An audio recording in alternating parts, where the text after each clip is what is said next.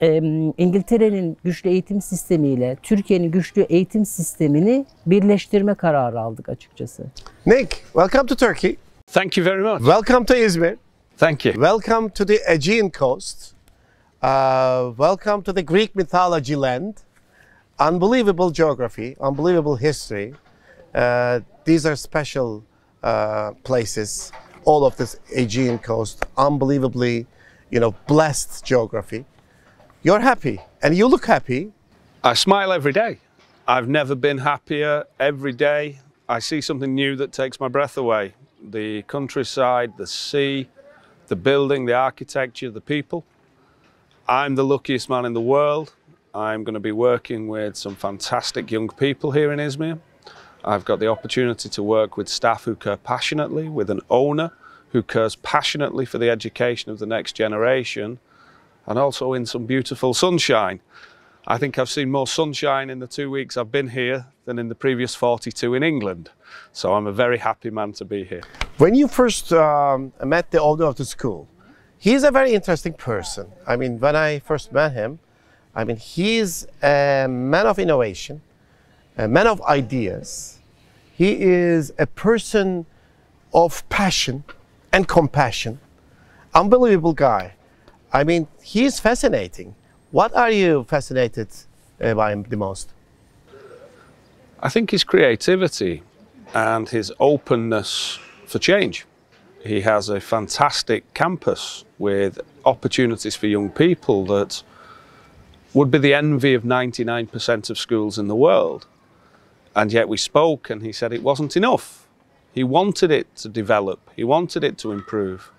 He's not just going to sit and carry on doing the same thing. He sees the opportunity how to help the next generation here in Turkey. And that is something that you can't buy. Somebody who cares passionately for the future generations, who is prepared to listen to outside ideas and implement change and drive change forward. So it is a very exciting time to work with this gentleman and all staff here on the campus. Very exciting times for the whole world, actually. According to the OECD numbers, Turkey has one of the most youngest populations in the world. But this young population, they have to be educated because Turkey is aiming to be among the top 10 economies in the world. In this situation, it seems impossible to me. But we have this passion. Young people are an advantage. I mean, demographic advantage is absolutely mind-blowing. If I ask you this, can you compare the education system and the Turkish students and children with the English students and young population? How do you make the comparison between the two? Do you think young generation is an asset? Of course. An advantage? Every young generation is an asset and an advantage to the development of your country. And if we look at your education system, there are many, many strengths.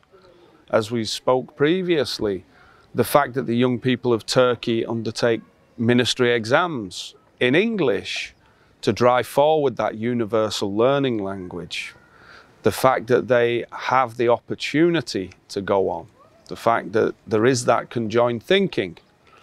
In England, we are not as fortunate that the second language isn't pushed as hard, but it's an exciting opportunity to combine both, to have that rigour on the idea of English as a second language within this campus, to take the ideas of the Turkish curriculum and expand them, to take some of the global learning ideas of the British curriculum and combine them, so that all young people have a curriculum that not only gives them educationally what they need, but they also have the creativity and the innovation thinking, that the next generation isn't afraid of change, is prepared to drive change, is dynamic in learning, is able to communicate globally.